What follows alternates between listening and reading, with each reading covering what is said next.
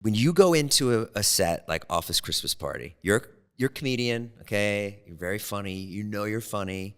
Now, though, you're in a room with Jason Bateman, Jennifer Aniston. Like, what? I try to put myself in that position, like trying to be funny with them. It must be, are you just stone cold? You're good? You're like, I'll just do the best I can. I'm going on a wire act right now. Yeah, you never. Are you tell intimidated? them. No, I'm not intimidated. I think that's why these people like me. Right. As Do you start Wahlberg- busting balls right away? Yeah, with Wahlberg, I really bust balls. You did? Yeah, and he's a great guy. He's a friend, but Steven Spielberg, I think, likes me because I'll make fun of him, you know, and tease him. But That's insane, with your TJ. Jason Bateman and your Jennifer Anistons or any of those people, Ryan Reynolds, Ryan Reynolds, insanely funny. You don't. He's so funny. You don't really say you're a fan until much later or never. Yeah. You never go, I'm such a fan. You just don't do that. I'll remember this. And then I kind of make jokes. Yeah, you're just joking around. I just don't really think of them as like, and I actually hate when people say this to me. Yeah. So I would never say this to them, but I just treat them like they're just another person who happens to like be in this business and be very successful at it. Right. But, you know, if you're starring in a movie or if you're one of the stars in a movie, then you're kind of doing the same thing as them. You just don't. So it's easy to be chill. And these people are so great. Like Jason Bateman is so nice. Jennifer Aniston is the best human being of all time. And, you know, I think also it helps if they've seen your stuff. Yep. And so they like you and they're like, you were hilarious in Silicon Valley or any of that kind of stuff. Helps a lot. So that's helpful. But no, I mean, you just go in there and you want to be funny on film. That's what you want to do. Is there somebody that you've acted with that you were like, oh, damn, this person's got crazy comedy chops, and you were blown away by? I was blown away by Jonah Hill. I I didn't think he was going to be that funny. Fuck yeah. Right, And Jonah Hill. I didn't find him to be super, super funny. I thought he was good in Superbad. But outside of that, I never was like, whoa. And then he did this scene with me at the hotel in Get Him to the Greek.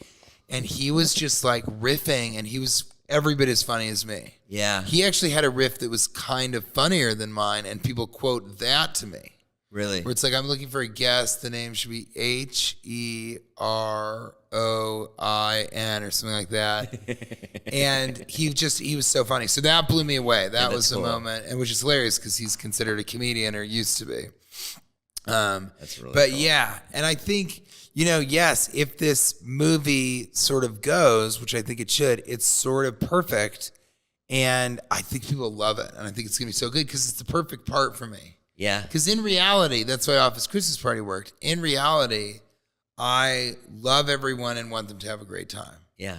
Let me show you this. And that's kind of my whole thing. Oh, this is the thing that you said you love? This is you winning Best Supporting Actor in a Comedy Series at the Critics' Choice Award. Oh, yeah, Okay. that was fun. Okay, so it's so good. Yeah, and it's 'cause I all didn't improvised. First of all, you don't know if you're going to win. No, I thought I wasn't going to. Okay. And so I said to Kate, I'm like, this will be so funny. When I lose, just put a bunch of food in your mouth at once. She, of course, was like, yeah, I don't think so. Like, my makeup costs $135 or whatever. Right. But I did it. I put all my food in there and kind of went to look and be like, and they were like, T.J. Miller. And I was like, oh, shit. So then I go on stage and finish the food that was in my mouth. And then I kind of did exactly what you said. I just said, you know, something ridiculous about That's a tough awards one. and how useless they are. Yeah. And then the next year they asked me to host the Critics' Choice Awards. Yes. And then later I gave myself the award. I was up against myself. I gave myself the award for Best Supporting Actor in a Talking Bear Comedy. Yeah, I saw that. And that was so funny because we filmed me 3 times to put me in those boxes. And then it was really me. And then I win. Yeah. And the other 3 boxes of me are like, fuck, shit. And the other one's like, I think that's great. So that was one of the funniest things ever. But that came from doing exactly what you said, which is just saying whatever the fuck I want. Because Right. people find it really authentic. But then the thing that I've learned you can't say is I gave kind of an authentic interview about my exit from Silicon Valley and my time there. Yeah. Because everybody always says it was like family. It was such an incredible opportunity to be with those people. And I kind of said, you know, I hated the showrunner, but Mike Judge is amazing. And Right. I had problems with Thomas Middleditch. He always wanted the funniest lines. But I gave this really authentic, in a manic state, kind of And it was awful because, of course, the media just cherry picked all the bad things I said, didn't put any of the good things that I said in there. And it really fucked with my life in Hollywood because people are like, we can't trust him. We don't know what he's going to say. Yeah. He won't lie. He won't kind of put on that veneer. You regret that?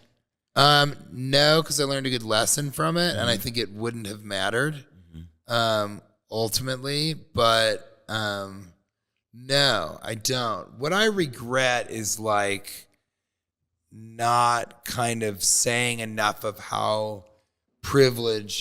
what a privilege it was to be in Hollywood and how lucky I felt. I think I just didn't say that enough because I was a stand-up. And now I'm finding out that the stand-up and the film and television are much more symbiotic than I would have thought before.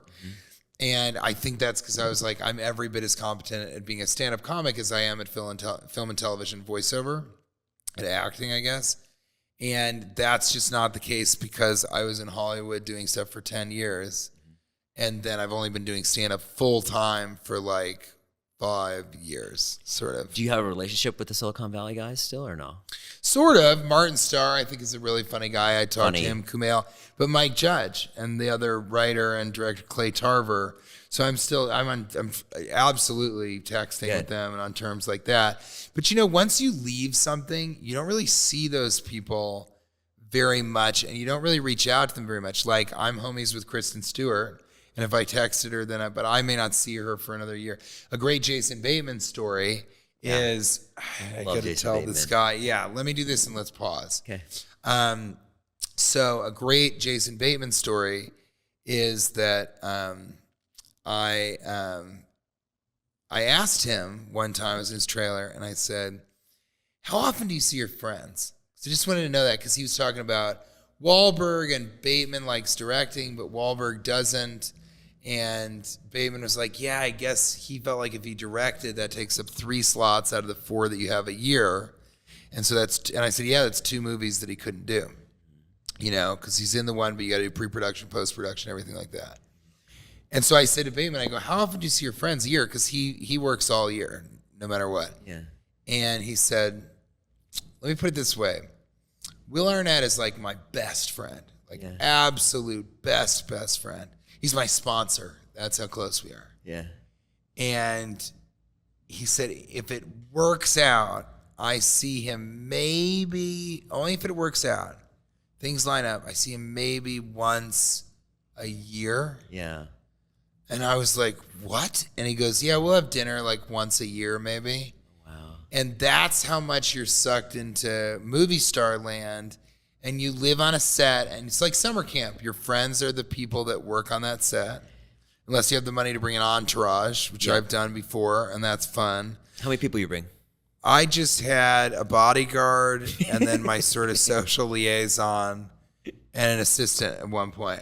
But, Kristen Stewart has an entourage of like 6 people, and Wahlberg has something similar. But you got to do that because otherwise Jason Bateman has no one. Yes. And so you got to do that in case. So that's the one thing that I don't like about acting is it kind of takes you away for these long periods of time. That's a really cool thing about YouTube is my friends are the ones in the videos. So we're constantly together, constantly going places, constantly making content. And I would hang out with them anyway, even if the cameras weren't on.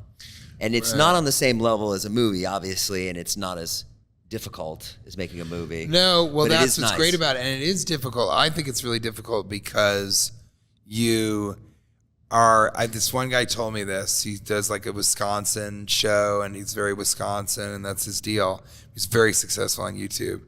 And he said he moved to Milwaukee. He was in Los Angeles because he just wasn't getting the kind of stage time that he wanted. And all of his videos need to be in Milwaukee, and he has access to all these Milwaukee people, and he has to make a new YouTube video every 3 days, maybe, definitely once a week. And he said it's just so rough because you're a slave to the content. You are. And I thought that was interesting. So I think YouTube stuff is just as hard in a different way. Yeah, it can be, but I think sitting in a trailer is hard. Yeah, it is kind of. That's hard. But it's funny because my wife, Kate's always like, she wishes I was working as a movie star more than as a stand-up because she feels like I'm in and out of town and it's so difficult and all that. And I totally get that. But when if I star in a movie, I'm gone for 3 months, and I'm like, and I don't get to come back. You take her with you, right? What? Do you take her with you sometimes? I mean, she'll go for a little bit, but she has her own job. She's an installation artist. It's tough. She's got a studio in New York City. Yep. So that's the thing with stand-up. I feel like I see her every week. With film, I would see her maybe a few weeks out of the year, maybe a month or 2 months out of the year total. Mm-hmm. That's like not a lot of time.